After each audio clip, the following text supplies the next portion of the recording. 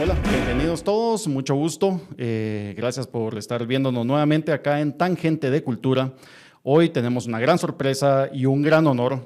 Nos acompaña Nuria Barrios, recién aterrizada de España. Nos la fuimos a traer del aeropuerto y está acá sentada después de no haber dormido como dentro de 48 horas.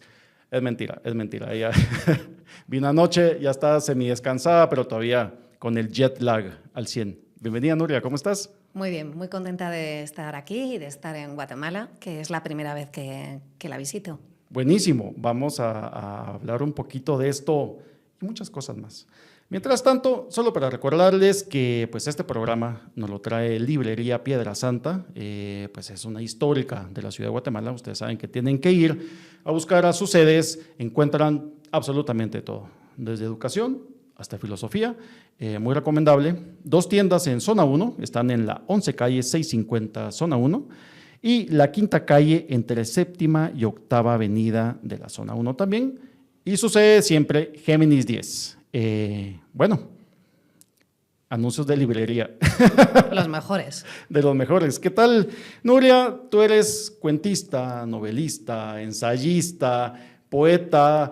Creo que lo único que no has hecho es teatro, ¿no? No he hecho teatro y seguro que si nos ponemos a mirar habrá muchas más cosas, pero lo demás es correcto. Ok, y bueno, a esto te has dedicado toda tu vida. ¿En qué momento dijiste tú, yo me dedico a las letras? No tengo ni idea. Sé que siempre he sido muy lectora y sigo siendo muy lectora y probablemente el día que deje de escribir seguiré siendo muy lectora. Escribir me daba mucho respeto, me ha dado mucho respeto. Y empecé a escribir relativamente tarde y fue gracias al periodismo. Yo hice filosofía, me doctoré en filosofía, hice mi tesis doctoral y después de eso hice un máster de periodismo y trabajé en un periódico español, El País. Lo he oído. Pues allí trabajé. Y la disciplina del periódico, la obligación de tener que escribir todos los días en un plazo de tiempo muy corto, piezas en las que era fundamental el título, la entradilla, cómo comenzabas para enganchar al lector y cómo terminabas para que si te había seguido hasta el final saliera con un buen sabor, para mí fue fundamental. No hay nada como la obligación de tener que escribir para perder ese respeto paralizante y empecé a partir de ahí yo empecé a ver la literatura de otra forma. Primero tuve lo que tú antes me comentabas que denominas el llamado. Ajá. De repente tuve la necesidad de escribir algo, una historia concreta, y a partir de ahí todo cogió el camino del juego. Y arranqué con mi primer libro que se llama Amores Patológicos y desde entonces ya no he parado. Ahí está, le quitaron el trozo al camión, decimos en Guatemala, es decir, se fue. Sí, me quitaron el atasco, me quitaron el el tapón atasco. y allá que fui. Buenísimo. O sea, trabajaste en El País, en Madrid, pues una ciudad exuberante, es un monstruo esa ciudad. Y en cierto modo las urbes se convierten pues como en una especie de despertenencia respecto de los países que las albergan, ¿no? ¿Es esto como un símil de ser escritora alguien que no encaja en su tiempo y lugar? ¿O cómo te has asumido tú en el momento que decides tomar las letras y te quitas el velo del mundo? Cada escritora, cada escritor es un mundo. Pero yo sí tuve la necesidad cuando... Yo viví 2 años en París, porque hice una tesis doctoral sobre Jean-Paul Sartre y me fui a París. Y al cabo de los 2 años yo sentí que la intuición es parte fundamental de todos, del ser humano. Pero en el caso ya de una persona que decide entrar en el camino de la creación, estar atento a tu intuición es básico. Yo tuve la intuición de que París me encantaba, pero que yo necesitaba volver a Madrid. Tuve la intuición de que Madrid iba a ser el lugar en el que yo trabajaría. Y efectivamente, de repente es muy distinto vivir en una ciudad porque has nacido en ella y te has criado en ella, a vivir en una ciudad porque de repente sientes que es el sitio donde te sientes cómoda para crear. Me pasó eso y alguna vez que he pensado, ¿por qué Madrid? Ajá.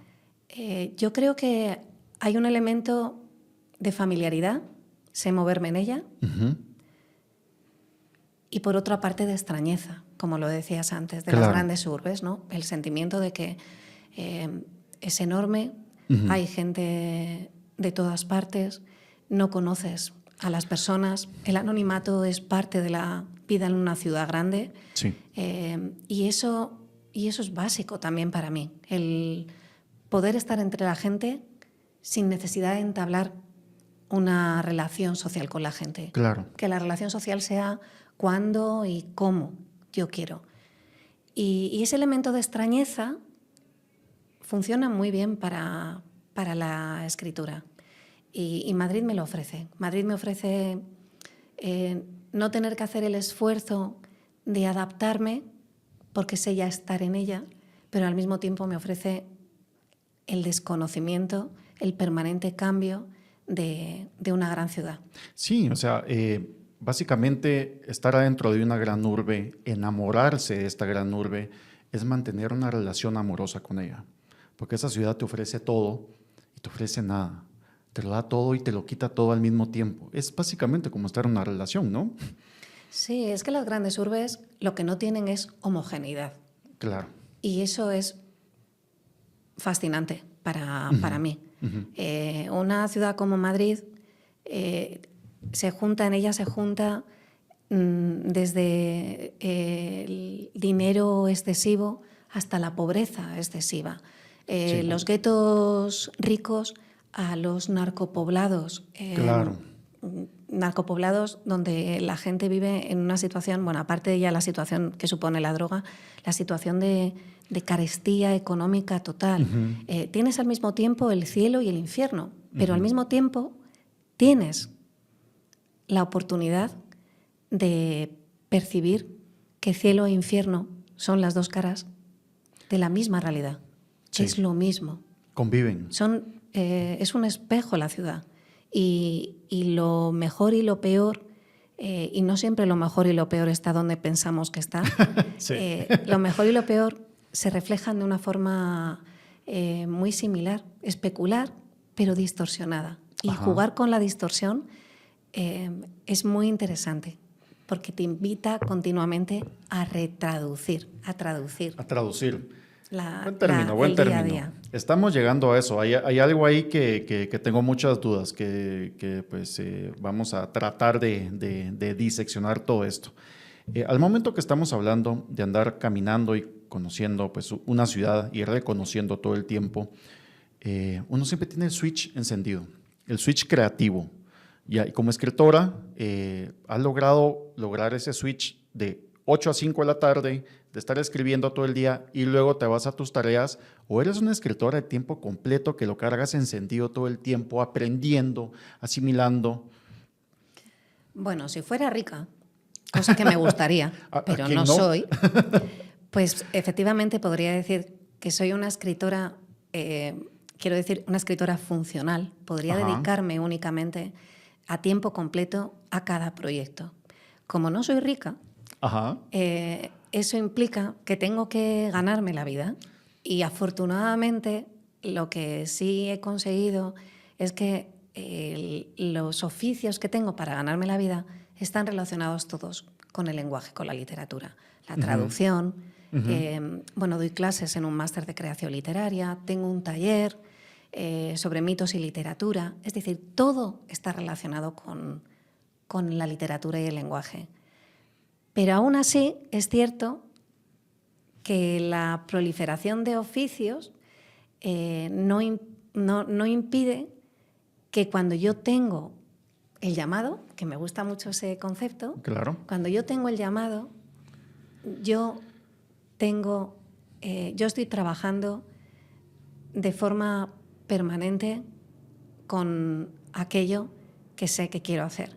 con aquello que va a ser mi siguiente libro.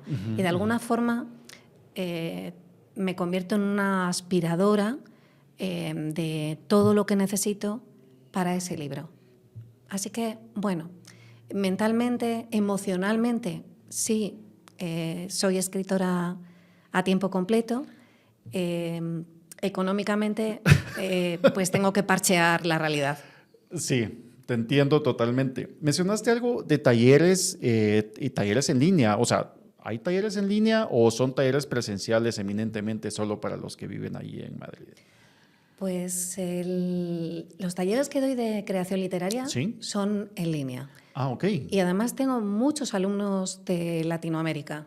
Ok, buenísimo. ¿Y cómo puede la gente Pues conocerlos? sí, es un máster de creación literaria que lleva adelante la BIU, que es la Universidad Internacional de Valencia. Ok. Y todos los profesores somos escritores y la mayor parte del alumnado son personas de Latinoamérica, con lo cual, bueno, el horario es un poco extraño para mí, es de 8 a 10 de la noche horario español, Sí. pero es muy interesante. Y luego el taller que doy de mitos y literatura, ese es presencial, ese lo doy un día a la semana en Madrid y la dinámica, cada uno tiene sus pros y sus contras, pero el taller presencial no hay nada como la presencia, para que nos vamos a engañar. Sí. Poder tener delante a las personas a las que estás dando un taller es muy sutil, pero cambia todo. Porque puedes jugar con los silencios, porque puedes dar juego a que ellos participen de una manera mucho más orgánica, porque los veo. Sí. Y porque además es como el teatro. Es lo mismo ver una obra de teatro en el cine o en la televisión que en el teatro, que en escena. No. Pues esto es igual. ¿Es lo mismo hablar de literatura en línea que de forma presencial? No. Siempre es muy interesante, pero nada gana la presencia. Claro. Ajá, o sea que sí has hecho teatro, ¿eh? Volviendo a la pregunta al inicio. Todos hacemos teatro. Ahora mismo estamos haciendo teatro. Ahora estamos haciendo teatro. ¿no? Totalmente. Estamos representando un rol determinado. La persona, ¿no? Sí, efectivamente. Nuestra máscara ahora mismo es esta. Ajá, está bien, me parece. ¿En qué aguas te sientes más cómoda? ¿La narrativa? ¿La poesía? ¿Cómo te manejas en eso? La poesía es el género, para mí, el género literario por antonomasia. No hay... Nada se le puede comparar, porque nada trabaja con el lenguaje en búsqueda de otra forma de expresar, de una forma de aprender la realidad a través de las palabras. Nada lo hace con la ambición y con el poder visionario y la imaginación que tiene la poesía. ¿Eso qué significa? Que es el más difícil, sin duda, y probablemente es en el que me siento más insegura. Pero de alguna manera yo creo que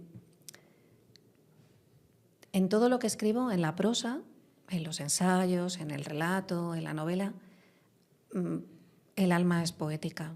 Hay una forma de trabajar el lenguaje, no sé, como una especie de respiración que forma parte de la poesía y que está ahí.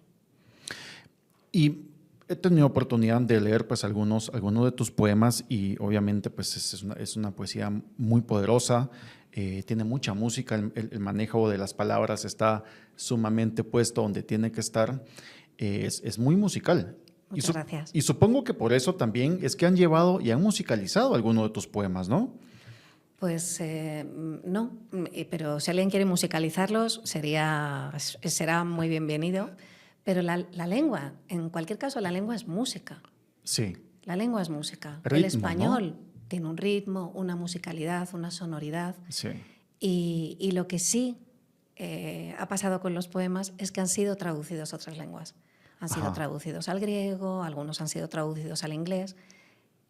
Entonces han sido traducidos a la música, que supone otro idioma, ¿no? Sí. Qué bonito. Y mira, precisamente a eso caemos. Ya que estamos hablando del tema de la traducción, pues tuve oportunidad de conocer este libro. Se llama La Impostora. Pueden buscarlo. Lo van a encontrar acá en Guatemala. Se lo recomiendo. no tienen idea a lo que se van a encontrar ustedes. Este es muy esclarecedor respecto de una labor cuasi artesana que es la traducción. Y yo no había caído en cuenta, algo que aprendí acá, es el sufrimiento y la ansiedad que se siente, que da la responsabilidad de traducir una obra literaria de un idioma al castellano, o viceversa, ¿no? ¿Cómo se logra vivir con eso? Pues como dicen habitualmente en yoga, por ejemplo, sin dejar de respirar. Sin dejar de respirar. Sigues respirando y sigues adelante. Yo creo que lo que va mejor, el lema que va mejor con el oficio de la traducción es esas palabras ya tan conocidas de Samuel Beckett de lo intentaste, fracasaste, inténtalo de nuevo, fracasa de nuevo, fracasa mejor. Fracasa mejor. Es eso. Y yo creo que no hay nada como esas palabras y ese mensaje. Vas a fracasar. La traducción, cuando sales a traducir, sales ya con una herida en la sien. Sabes que vas a fracasar porque es imposible aprender el sentido de un texto. Es que ese sentido ni siquiera está claro para la persona que ha escrito ese texto, afortunadamente, porque eso permite que su texto fluya y pase de un lector a una lectora y a otro y a otra y a otro, porque ellos van abriendo el sentido del texto. Desde el momento en que los textos son polisémicos, están abiertos a múltiples interpretaciones, es imposible pretender que la traducción de un texto va a ser la definitiva. Claro. Y por eso, además, cada tanto tiempo, los libros, especialmente los clásicos, los que se convierten en clásicos, son retraducidos. Claro. Para afinar la traducción, para acercarla a la época, para enderezar el rumbo de lo que no estaba del todo pulido. Y esa tarea es infinita, no acabará nunca. No, mientras haya humanidad, habrá traducción. Sí. Y este es un tema muy interesante. Como te digo, yo me he ido acercando al tema de la traducción durante los últimos 6 meses y no puedo desver esto. O sea, esto está en todo. Pues el mundo se trata de traducciones. Inclusive, no necesariamente, y rompiendo el esquema de que sí, la traducción es de un idioma a otro, pero también es dentro del mismo idioma. Dentro del castellano, te digo, en una semana he tenido oportunidad de enfrentarme a una misma idea en 3 términos distintos, ¿no? Y esto es un tema de traducción. Lo que para España es guay, acá en Guatemala es chilero y en Argentina es flashero. Ya, entonces cuando tiramos ese término en la conversación, inmediatamente hay un bloque, hay una mano que te detiene y te dice, y viene la pregunta, ¿qué significa eso? ¿En qué contexto lo usas? ¿Por qué lo estás haciendo adentro del castellano?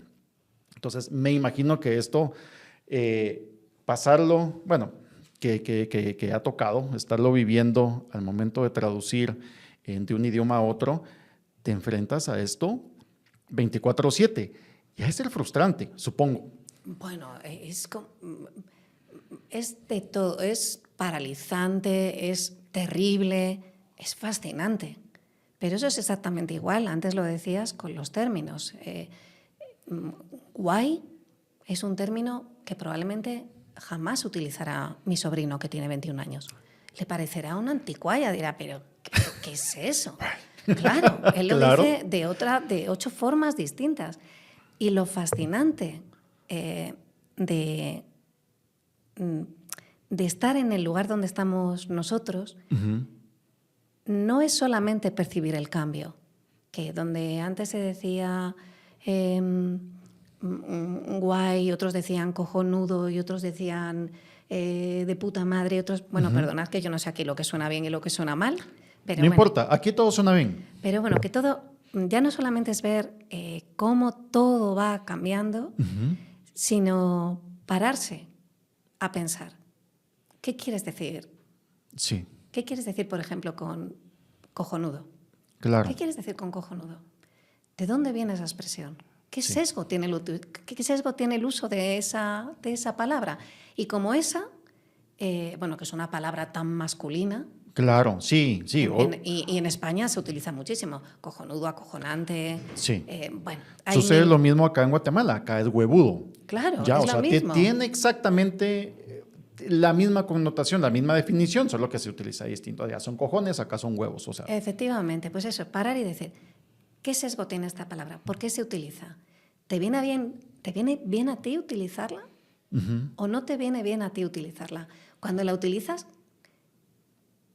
y comprendes el sesgo que tiene, te haces cómplice, esa palabra va cargada de más cosas de las que tú piensas, y ahí ya es como abrir una caja que te lleva a otra caja, que te lleva a otra caja, y luego a partir de ahí puedes seguir utilizando huevudo, acojonante o lo que quieras, pero ya la utilizas de otra manera con distinta. Intención, sí, sabiendo. Ya sabes que no es bidimensional. Claro. Nada que ver. Eso tiene una tapadera que te lleva por un viaje por el tiempo, por la civilización, Total. por todo, por el orden social, el orden religioso, por todo. Exacto, hay economía involucrada, hay política involucrada, hay geopolítica, hay religión, todo tiene que ver. Sí. El tema de traducir, obviamente, pues estoy aprendiendo que es parte de tu trabajo también, y que es un trabajo absorbente. Y pues no solamente por los tiempos de entrega, que evidentemente, pero siendo periodista creo que entiendes directamente eso y ese vacío ventral que se siente cuando, ¿dónde está la nota? Hace falta, no te contesta la fuente, joder, ¿verdad? Y pasa exactamente según entiendo con el tema de la traducción, pero al mismo tiempo también, pues tú eres una reconocida escritora. ¿Y cómo es esa dualidad de Dr. Jekyll y Mrs. Hyde? Porque estás cambiando de una o la otra, se están traslapando y pues no hay una buena ni una mala. Pero ¿qué carga tiene esto para Nuria como persona? Para mí no tiene ninguna carga, para mí es una riqueza. Okay. Creo que las taxonomías, pues ahora, ¿qué eres más? ¿Escritora o traductora? ¿Qué eres más? ¿Novelista o cuentista? ¿Qué eres más? En un momento dado, ¿periodista o escritora? ¿Escritora o periodista? ¿Por qué? ¿Por qué hay que bifurcar? Yo no bifurco. Al contrario, lo mío todo son afluentes que llevan a una misma corriente. Okay. Para mí es un aprendizaje de distintas maneras de abordar el lenguaje y luego utilizarlo. No me siento, y además me incomoda mucho, que me encierren en una categoría o en otra, porque no funciona, porque nada funciona así. Claro. Esta taxonomía siempre binaria, ¿no? Bien y mal, correcto, incorrecto, esto o aquello, es falsa. Es bien y mal, todo junto, correcto e incorrecto, todo junto, todo cabe en el mismo paquete, luz y sombras.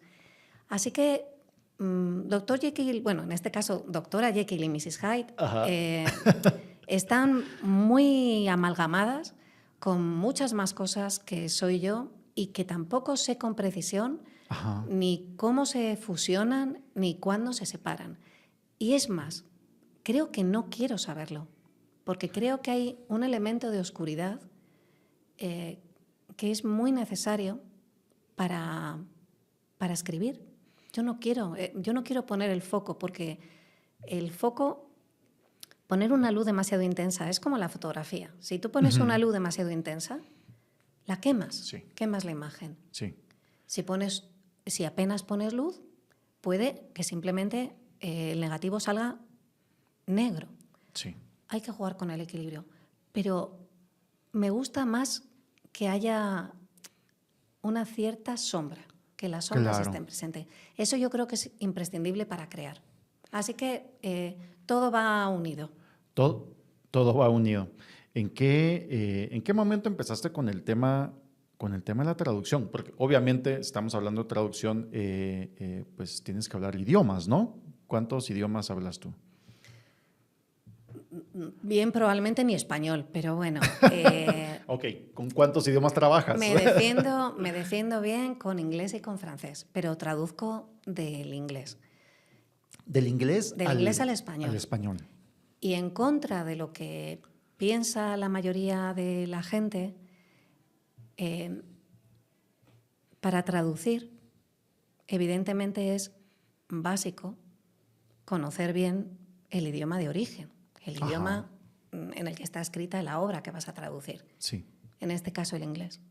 Pero aún mucho más importante es dominar la lengua de destino, que es el español, en mi caso. Uh-huh. Porque las lenguas no son moldes que encajan la una a la otra. Claro. Hay un proceso de mutación, de metamorfosis, y es básico tener el conocimiento y la audacia para abrir, y ya voy a hablar del español, que es el idioma al que traduzco, en el que trabajo, la capacidad de abrirlo, de también a veces violentarlo. Claro. De encontrar lo que busco y cuando no lo encuentro, recrearlo. Sí. Entonces, como te digo, creo que siendo muy importante hablar bien, leer bien, conocer bien la lengua de origen, mucho, mucho más importante es tener un dominio cuanto mejor, pues tanto más fácil serán las cosas del español. Sí, esto hablábamos fuera de cámara que todo el tema de traducción del mundo parte también del mismo idioma, de cómo es que nos hemos ido conociendo como personas, como el yo, cómo es que hemos ido creciendo con eso. Yo recuerdo, y esta es una anécdota que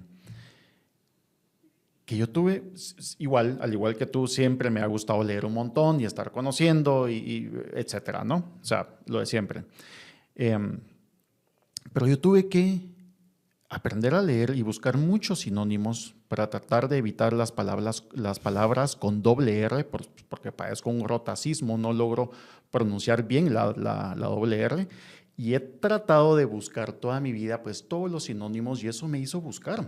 Y es una manera de traducir lo que yo quería decir hacia las demás personas sin que perdiera pues todo el tema de la intensidad. Entonces caigo en cuenta que he venido traduciendo desde pequeño sin que yo mismo supiera que iba a ser traductor. Entonces, en cierto modo, todos hemos estado ejerciendo este tipo de ejercicio social, de llevarnos. Y luego recuerdo cuando era ya adolescente y ya venía el amor, ¿no? Y uno escuchaba canciones en inglés.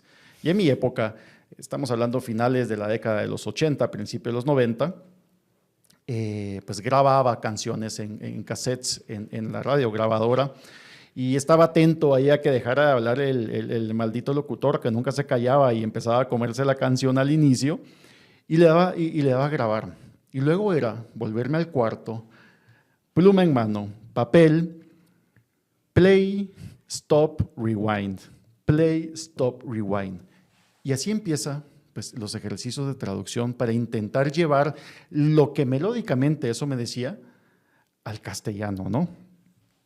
Y esto pues se convierte en algo indispensable para nuestra vida. ¿Cómo fue tu primer trabajo de traducción? Mi primer trabajo de traducción fue una novela negra de un autor irlandés, John Banville, que utiliza el heterónimo Benjamin Black. Y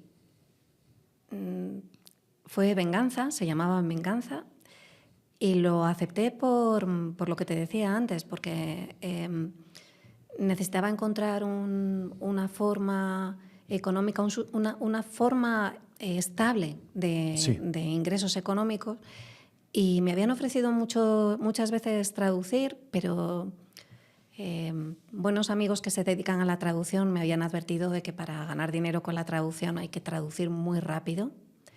Ok. Porque está muy mal pagado. Y yo lo había ido dejando.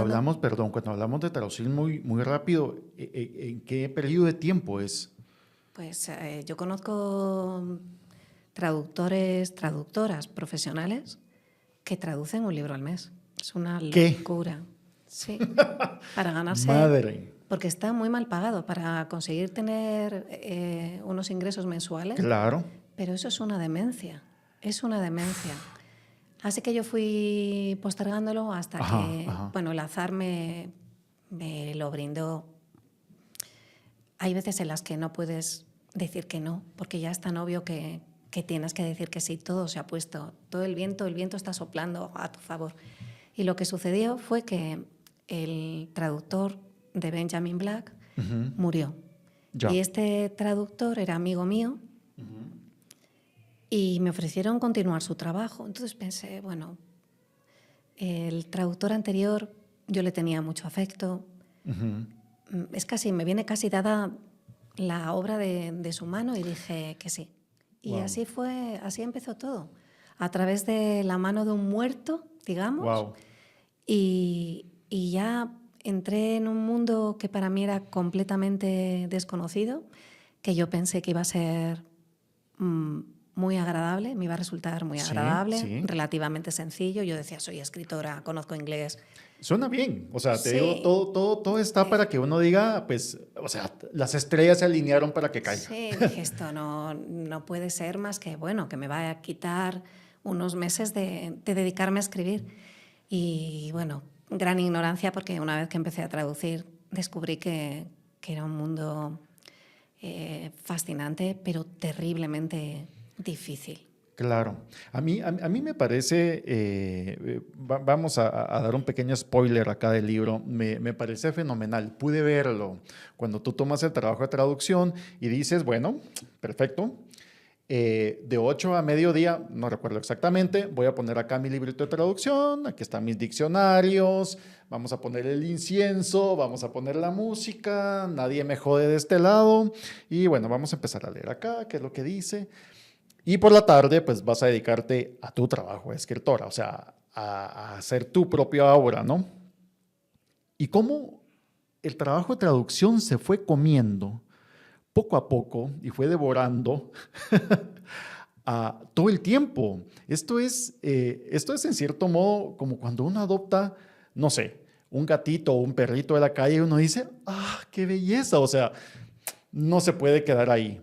Yo me tengo que hacer cargo de él. ¿Qué tan difícil puede ser? Y el animal, hijo de puta, viene y te destruye la casa. O sea. Y requiere mucha atención. Sí, total. Como la traducción. Pues fue algo similar, ¿no? Pues sí, esto fue como meter un gatito que me destrozó muchas cosas. Me destrozó, para empezar, la idea que yo tenía de mi dominio del lenguaje. Fíjate, antes lo he anotado, antes hablabas de cómo la dificultad, en tu caso, para pronunciar la R, que por cierto, no lo había percibido hasta que tú lo has dicho, okay. Con lo cual hay un trabajo muy bien hecho, pero bueno, cómo el deseo de esquivar esa dificultad fonética a ti te llevó a un ejercicio creativo permanente. Total. En el caso de la escritura, uno juega con los propios límites. Es decir, los límites y la creación van mano a mano. Y en el caso de la escritura, cuando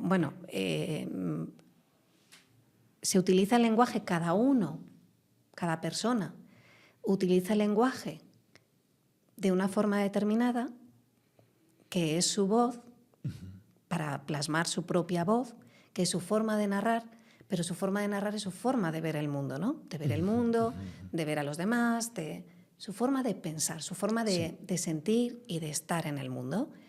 Y juega con sus límites. Porque yo tengo una forma de narrar que se basa también, probablemente, en una serie de limitaciones que tengo. Yo no tengo un lenguaje barroco.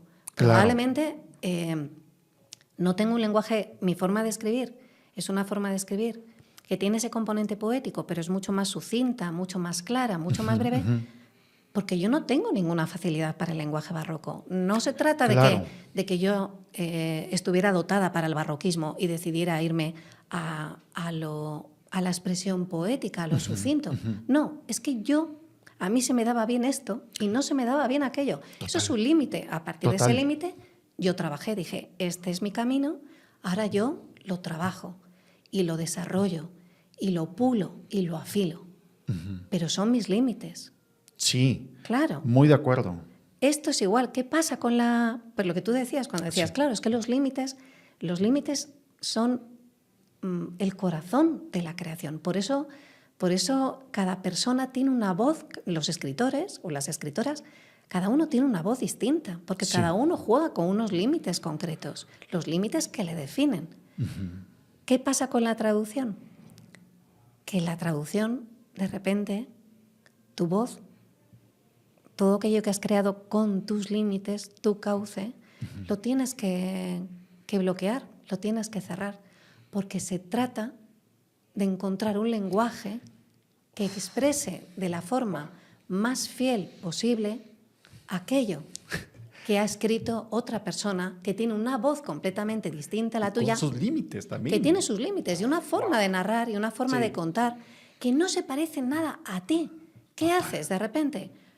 Todo lo que has estado trabajando, le pones un cartelito, se cierra hasta nuevo aviso Sí. y empiezas a trabajar el lenguaje y empiezas a romper tus límites y empiezas a trabajar tus límites, porque tus límites ya no son los cimientos de tu obra. Tus límites ahora son un lastre y tienes que explosionarlos.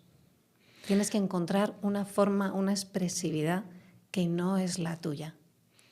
Y ahí estás jugando de otra forma, en otro terreno de juego, que es con palabras, pero es otro terreno de juego completamente distinto.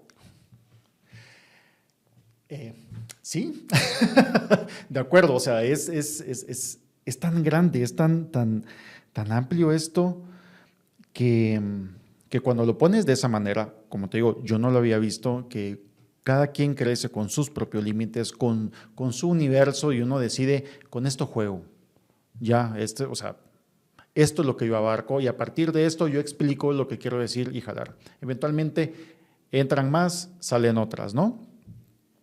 Pero dejar todo lo propio para intentar entender los límites de alguien más. O sea, no hombre, o sea, ahora entiendo el porqué de la angustia. Ahora entiendo el porqué de esa responsabilidad. Que estoy seguro que también no me dejarás mentir que existirán traductoras y traductores muy responsables que vale madre, que se vaya como esté. Ya, claro. O sea, totalmente acá está. ¿Y por qué no? Seguramente se ayudarán con los distintos traductores ahora que tenemos en apoyo en la era digital, ¿no? La inteligencia artificial. ¿Y qué pasa ahí? ¿Qué pasa ahí con el tema de la inteligencia artificial? Mira, antes de entrar en la inteligencia artificial, sí. quería terminar dale. O dar un apunte más de lo que estamos hablando. La impostora, el ensayo del que hablabas antes, parte de la base de que no somos nadie. No somos nadie. Sí. Y a partir de no ser nadie, construimos distintas máscaras, construimos distintos roles. Pero nuestra esencia originaria es plástica, es maleable.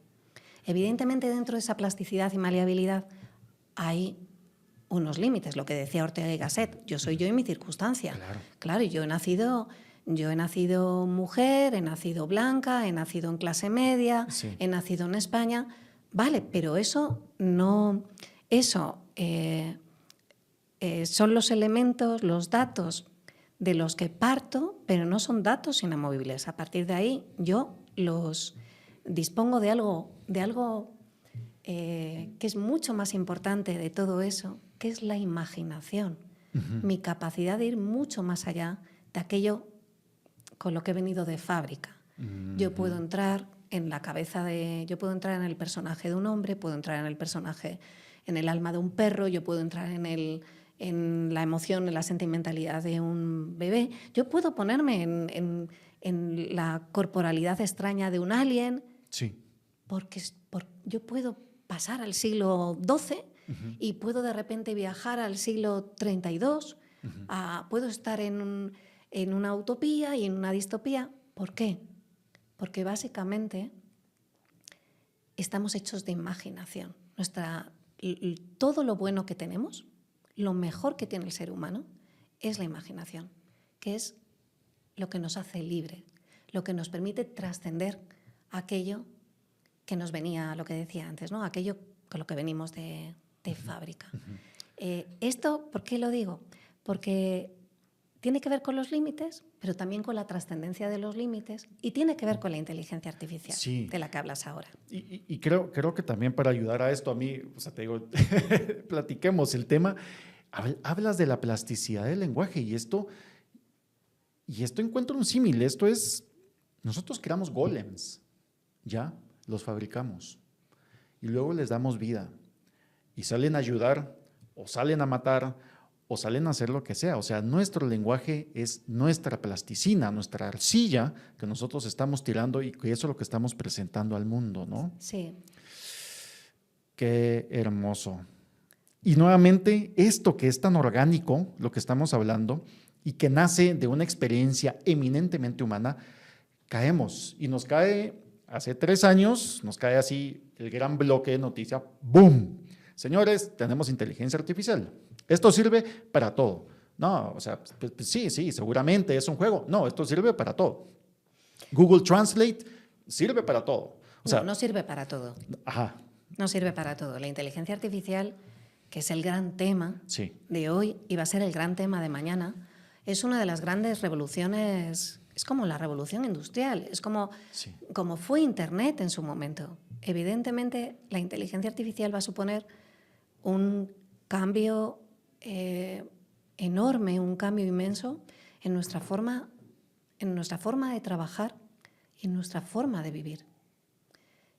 Llevamos utilizando inteligencia artificial, que son los diccionarios en línea. Inteligencia artificial.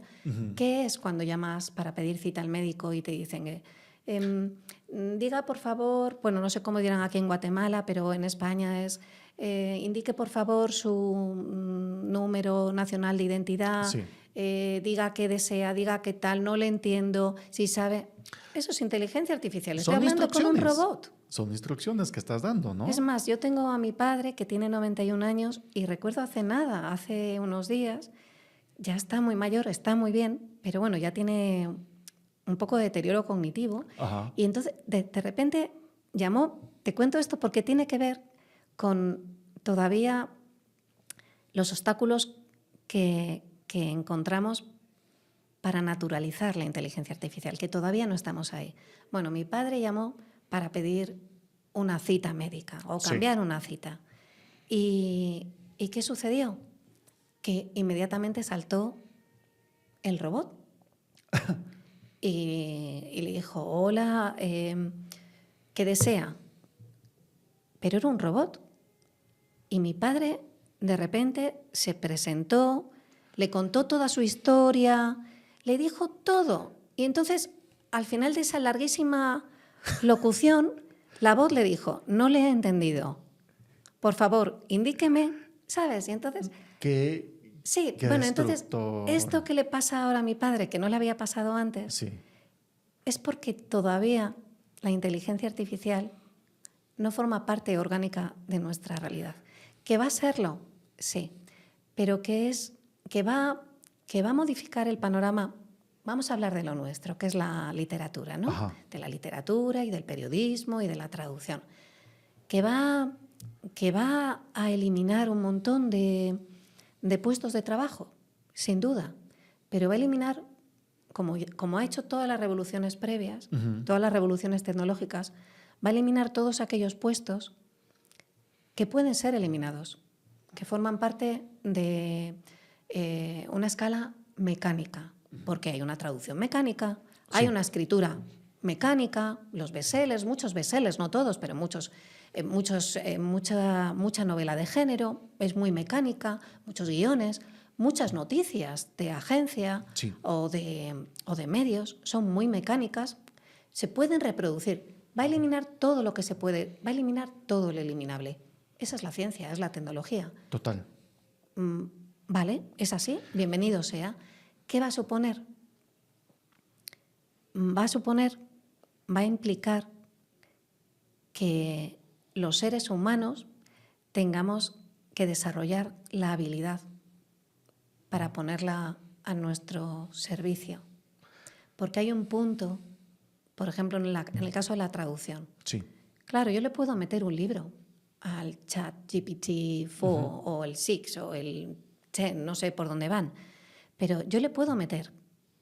Pero luego tengo que revisarlo con muchísimo cuidado, porque incluso una revisión que muchas veces, en el caso, habrá traducciones técnicas que requerirán menos control, pero una traducción literaria, donde es tan importante el contexto, donde es tan importante el eco que suscitan las palabras, habrá que estar con 1000 ojos. Y es más, en cuanto cambie una palabra o una frase o un párrafo, se va a mover todo. Cambia todo. Hacia atrás y hacia Sí. adelante. La inteligencia artificial todavía, no sé si no tiene imaginación. Es deductiva, es lógica. Es un En programa, ese nivel, es un algoritmo. claro, y en ese nivel funciona muy bien. Pero la capacidad de poner ahora mismo en comunicación cosas a lo mejor aparentemente que nada tienen que ver o que resulten contradictorias, que es como surge, por ejemplo, muchas veces la poesía, eso no lo hace, no tiene imaginación. No sé si tendrá conciencia, que ese es ahora el gran tema con la inteligencia artificial. Sí. ¿Cuándo tendrá conciencia? Estamos en ¿qué es conciencia? Ajá. ¿Qué es? Porque hablamos de palabras y no sabemos qué son. Partamos de eso. ¿Qué es la conciencia? Sí. ¿Los perros son conscientes? Ajá. No matamos perros porque pensamos que son conscientes, porque hay una empatía con ellos, Sí. pero matamos cerdos que son más inteligentes que Que los los perros, perros, pero ajá. porque no tenemos empatía con ellos. Entonces, primero vamos a definir en qué campo nos movemos, porque hablamos, como se dice siempre, hablamos sin saber, hablamos mucho, Total. pero no sabemos la mitad de las cosas que decimos qué significado tienen. Sí, no, y justamente cabal se dice que la moral tiene conciencia estética, porque es distinto matar a una mosca que matar a una mariposa, ¿no? Claro, Y- o a un cerdo que a un perro. O volvemos a lo mismo, que a un cerdo que a un perro, ¿no? Entonces ahí sí hay, y efectivamente, pues los cerdos son tanto más inteligentes, pues que los caninos y todos estos que nos acompañan a nuestra casa en el día a día y que los queremos y los amamos como que si fueran hijos, ¿ya? Pero esto que tú y yo estamos platicando, pues, según tengo entendido, y voy a bajarme acá, después de Babel, de George Steiner, que es esta obra Maravillosa. totémica, es una catedral esa cosa, y te digo, avanzo 3 páginas, tengo que volverme porque tengo que fijarme más y más las ideas, o sea, esto se ha convertido en una guía de estudio interesante. Pues explica que no fue sino que hasta después del Renacimiento que las personas empezaron a tener monólogos interiores. Empezaron a traducir sus propios pensamientos hacia los demás. Es decir, antes, previo al Renacimiento, según George Steiner, pues los seres humanos había gente que daba instrucciones, volviendo al símil con el tema de inteligencia artificial, eran los que metían los prompts para hacer las instrucciones y la demás gente ejecutaba. Ya, o sea, tanto el clero como la monarquía decía, hay que cuidar el territorio. Ya, entonces los soldados hacían de soldados, los campesinos campesinaban, las doncellas doncellaban y cada quien tenía exactamente su lugar en el mundo, sin cuestionar absolutamente nada. Los que cuestionaban, pues ya sabemos que lo que les pasaba, ¿no? Entonces, después del Renacimiento, empiezan a salir todo, la gente se da cuenta que puede pensar por sí misma. Y cuando uno dice algo directamente sin un filtro, pues tiene consecuencias. Los traductores nos hemos convertido todos de una u otra manera.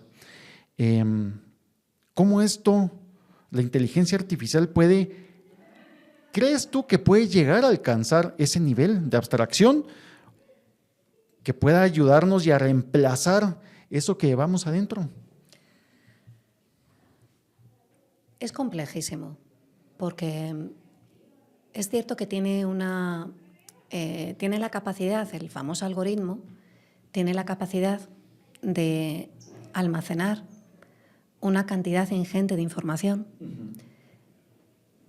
y ponerla, establecer relaciones en todos los datos que tiene y luego no solamente no padece olvido, sino que en el caso del ser humano, si yo muero en este instante, todo lo que... Se acabó.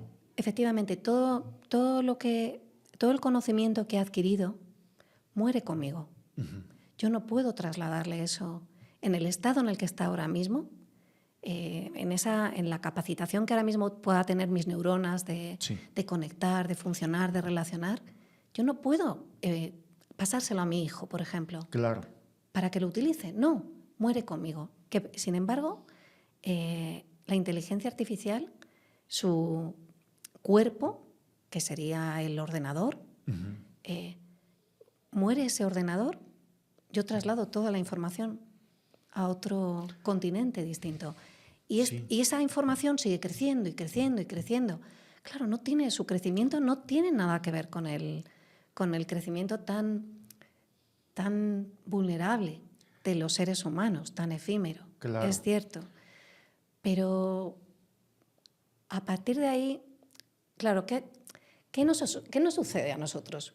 Bueno, es que estos temas, nos podrían dar aquí las uvas, y nunca mejor dicho, el 31 de diciembre, y seguiríamos hablando. Hacemos programa un año de esto. Joder, o sea. Sí, hacemos, pero vamos. ¿Nosotros qué tendemos? Nosotros primero, el ser humano, ¿qué hace? El ser humano necesita convertir todo lo que sabe y lo que no sabe y lo que le plantea dudas, necesita meterlo en un relato para comprenderlo, aunque no esté dando soluciones, pero necesita convertirlo en un cuento, en un relato. En los relatos, ¿qué hacemos? Porque también no solamente todos somos traductores y traductoras, porque estamos traduciendo desde el momento en que nacemos. Es que todos somos contadores de historias. Para sobrevivir necesitamos contar una historia que dé sentido a lo que vivimos. ¿Qué solemos hacer para contar historias? Antropomorfizar lo que nos rodea. Claro. Antropomorfizamos a los animales y cómo no vamos a darle rasgos humanoides a la inteligencia artificial. Damos rasgos humanoides a Dios, damos rasgos humanoides al robot, damos rasgos humanoides a la hormiga, damos rasgos humanoides, si es necesario, al vaso y al agua que contienes en un momento dado. Claro. Entonces, todo esto forma parte de nuestra necesidad de comprender. Ahora, nuestra necesidad de comprender es una cosa. Que comprendamos es distinto. No tiene nada que ver. Volvemos a lo mismo. Acumulación de datos no es inteligencia, no es conocimiento. No es relación. Relacionarlos. No relación. Relacionarlos es inteligencia. Pero incluso es un tipo de inteligencia, porque ahí estamos de nuevo con lo que significan las palabras. ¿Qué significa la inteligencia? No hace mucho, yo creo que fue hace 2 décadas, o hace 3 décadas como mucho, de repente surgió el tema de que no solamente había una inteligencia calculadora, racional, sino estaba la famosa inteligencia emocional. La inteligencia emocional entró en nuestras vidas. Nadie había oído hablar de la inteligencia emocional. Exacto. Ahora hay una multiplicidad de inteligencias. Sí. Inteligencia visual, inteligencia artística, inteligencia verbal, inteligencia matemática, Claro, el propio instinto de supervivencia es una forma de inteligencia. Claro. ¿De qué inteligencia hablamos cuando hablamos de la inteligencia artificial? Traigamos a los expertos. Es que esto es muy complicado. Pero es parte de esto y es necesaria esa discusión constante y principalmente pues para un grupo etario que está creciendo con esto y lo está normalizando sin entenderlo, como que pues ya es parte de esto. Pues sucede con el tema de los jóvenes, pues yo lo veo con mi hijo también. No, hombre, ahí lo resolvemos, preguntémosle al chat GPT, preguntémosle a no sé cuánto, a no sé. Y yo le digo, no, hombre, o sea, también hay que ver de dónde surge esto, porque te digo, muy inteligencia artificial, muy chat GPT, pero también, pues ya es conocido que pues esto se alimenta de la información global que existe en el Internet, y pues ya tenemos a los rusos, tenemos a los chinos, que están con granjas de contenido metiendo y peleándose sobre quién tiene la razón sobre el conflicto Ucrania-Rusia, ¿no? Entonces viene, pues no sé, un patojo, así le decimos acá a los jóvenes en Guatemala, viene un patojo de 21 años como el mío, tiene que hacer un trabajo que está estudiando relaciones internacionales y se mete a ChatGPT, solicita información de esto y pues ya te queda una información ya trastocada, ya con un par de manchas y stitches por ahí sobre esto. Entonces le digo, ojo, también hay que tener mucho cuidado de quién está alimentando ese algoritmo y con qué fin, ¿no? Claro, es que son distintas formas de llamar a la realidad. Lo que antes se llamaba sesgo ideológico, luego pasó a llamarse perspectiva de género, por ejemplo, que es otra forma de sesgo ideológico. Claro. ¿Y aquí qué estamos hablando? De que efectivamente, ¿con qué datos alimentamos el algoritmo? Con los datos de que disponemos. Pero no olvidemos que gran parte de la humanidad no genera esos datos, los datos, su experiencia vital, la experiencia vital de una gran parte de la humanidad que no es la población occidental, pues hay una enorme masa de población cuyos datos experienciales no entran, no han sido recogidos y no entran en el algoritmo. ¿Eso qué significa? Que el algoritmo, por supuesto, la inteligencia artificial, tiene un sesgo muy concreto. Y hay que ser muy consciente de qué tipo de sesgo tiene la información que nos está suministrando para saber qué vamos a utilizar y qué no. Pero esto forma parte también de lo que hablábamos antes, de la traducción. Vamos a ver qué tipo de traducción elegimos, porque todo es traducción. Claro. Pero hay traducciones mejores, no habrá de traducción definitiva, pero las hay mejores y peores. Y las hay algunas que no solamente son malas, sino son muy peligrosas. Sí, completamente de acuerdo. La inteligencia artificial pues termina siendo una herramienta, como cualquier avance científico y tecnológico se ha convertido. Suponte a finales del siglo XIX, con la invención de la fotografía, pues los fatalistas, se acabó la pintura. Se acabó la pintura. Ahí está. Esto significa que ya nunca más vamos a volver a pintar porque la pintura nos servía para explicar la realidad de una manera gráfica y ahora que existe la fotografía que nos la devela tal como es, ¿verdad? Ya no existen los pintores. No es necesario. Y no, al carajo. O sea, empiezan a convivir. La pintura en el siglo XX se torna y cambia con el tema de vanguardias y termina convirtiéndose en el arte moderno y vamos allá por la década de los 80 y vamos a Warhol, ¿no? La pintura y el arte plástico cambia. Sucedió exactamente lo mismo con el cinematógrafo. Se acabó el teatro, mucho. Se acabó. Ya no puede existir el teatro. Ya, ¿para qué? Sucede lo mismo con el internet. Ya no hay libros. Ya está, ¿para qué? Ya, o sea, entonces... Y estamos viviendo algo exactamente igual con el tema de inteligencia artificial. O sea, no, ya no hay que pensar. Bueno, se me han ocurrido 8 cosas, por lo menos, de todo lo que me dices. Mira, cuando decías lo del tema de... El problema, un problema muy importante es que tu hijo, por ejemplo, cuando entra en el chat GPT o el mío, que también... el mío trabaja con drones y imágenes ópticas para controlar la deforestación. Ah, ok. Bueno, utiliza mucho el ChatGPT. Sí. ¿Qué pasa? Que yo lo noto. Que los jóvenes ahora, los patojos, me gusta esa expresión, abren el ChatGPT como antes nosotros abríamos la Wikipedia, con una confianza absoluta. Sí. Con una confianza ciega, porque piensan que lo que les ofrece es la realidad. Total. Pero es que esa falacia de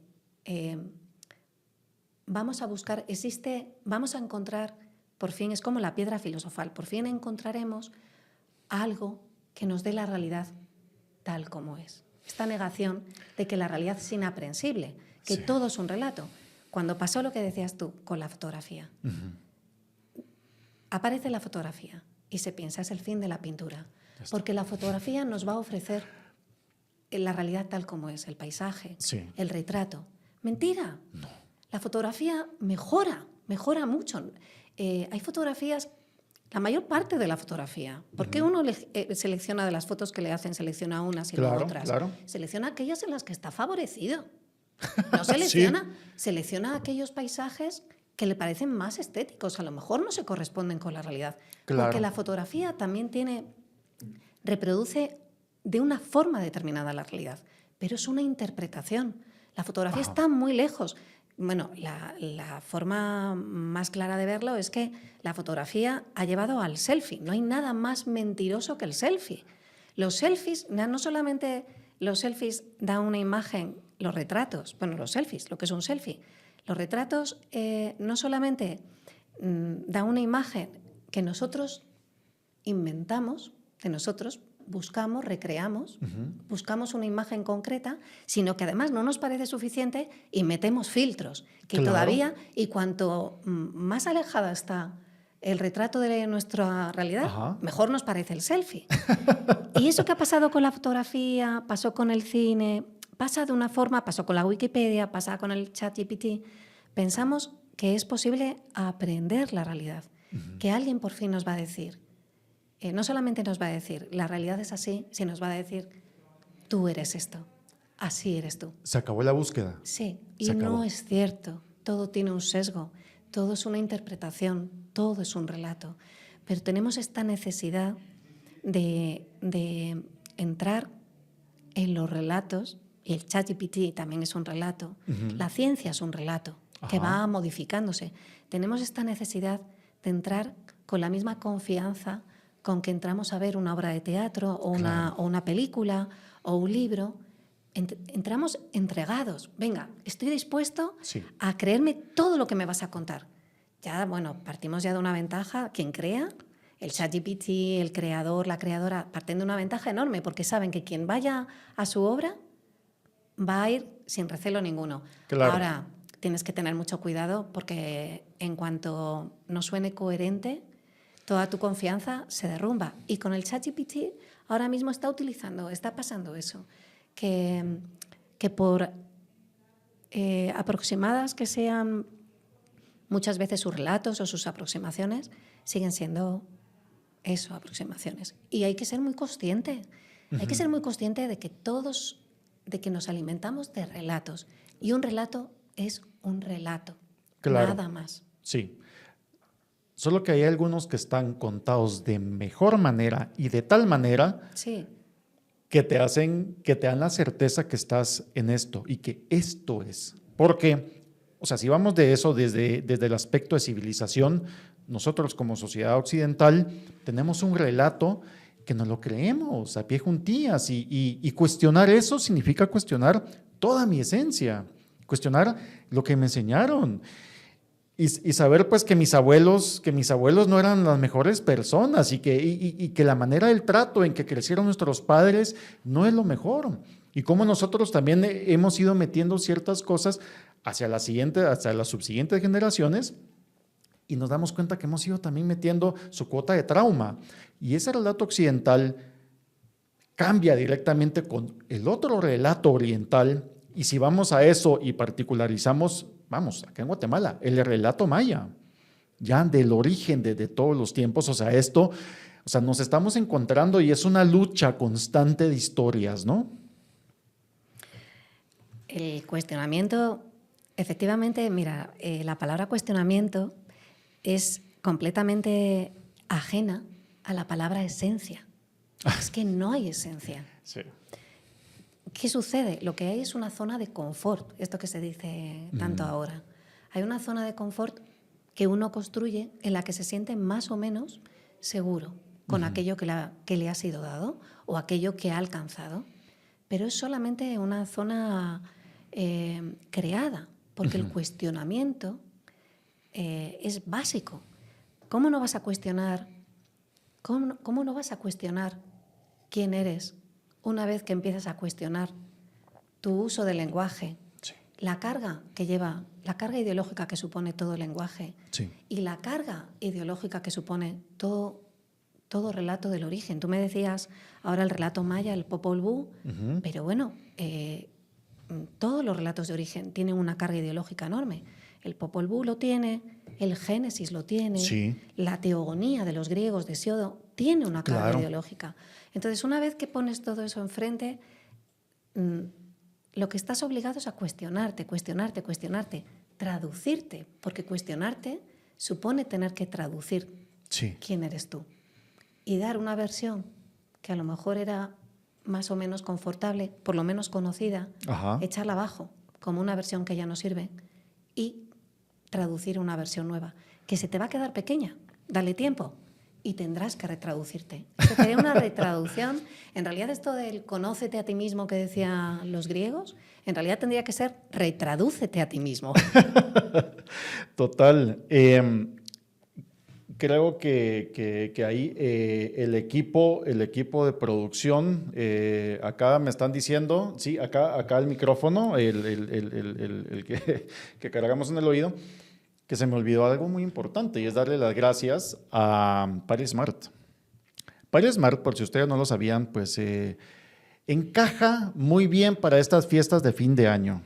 Si usted va a salir de fiesta, va a salir de juerga, y piensa que se va a pasar de tragos, pues usted se toma una pastilla con el primer trago y va a amanecer muy bien al otro día. ¿Es magia? No, es Paris Smart. Sí, ya voy aprendiendo, Sí, gracias, me aplauden en todo el equipo de producción, las 75 personas que nos acompañan detrás. Y bueno, hemos llegado al tiempo y todavía nos quedó una hora más. Voy a tener que volver a Guate. Vas a tener que volver. Antes que nada, Nuria Barrios nos acompaña esta semana en Guatemala. Tengo acá, por si quieren acompañarle, y yo le recomiendo muchísimo que vayan. Tenemos, pues hoy miércoles a las 3:30 de la tarde en La Teca, 12 calle 625, zona 1, segundo nivel, entrada libre. Nuria Barrios va a conversar con Laura Arévalo y con los lectores. Vayan a conocerla, les recomiendo, se la van a pasar muy bien y el tiempo pasa volando, yo te lo juro que ni lo sentí. Bueno. Yo tampoco. Tenemos jueves 14 y sábado 16 de diciembre, es decir, esta semana, taller presencial, mitos y escritura, de 10:30 de la mañana a 12:30, ¿dónde? En Sofos. Tiene un costo de 775 quetzales. Háganse ese regalo, por favor. O sea, dejen de estar alimentando la máquina de consumismo. Regálense esto. Se lo recomiendo. Y por último, tenemos el jueves 14 a las 7:30 de la noche, conversatorio de Nuria Barrios con la queridísima Marilyn Pennington, una conversación, van a hablar de 25 años de letras. Esta es entrada libre, donde nuevamente en Sofos. ¿Por qué tanto Sofos? Ya lo sabemos, 25 años de existencia de esta librería, o sea, se dice poco. Yo estuve en eso cuando era joven y bello, y tenía cabello, es la cosa. 25 años es una añada muy buena. Sí, hay que celebrarla. Total. Nuria, bienvenida a Guate, gracias por acompañarnos en Tangente. Esta es tu casa, este es tu país, nos seguimos viendo. Nos seguimos viendo. Muchas gracias por la invitación y muchas gracias por la conversación. Claro, chao, nos vemos. Chao.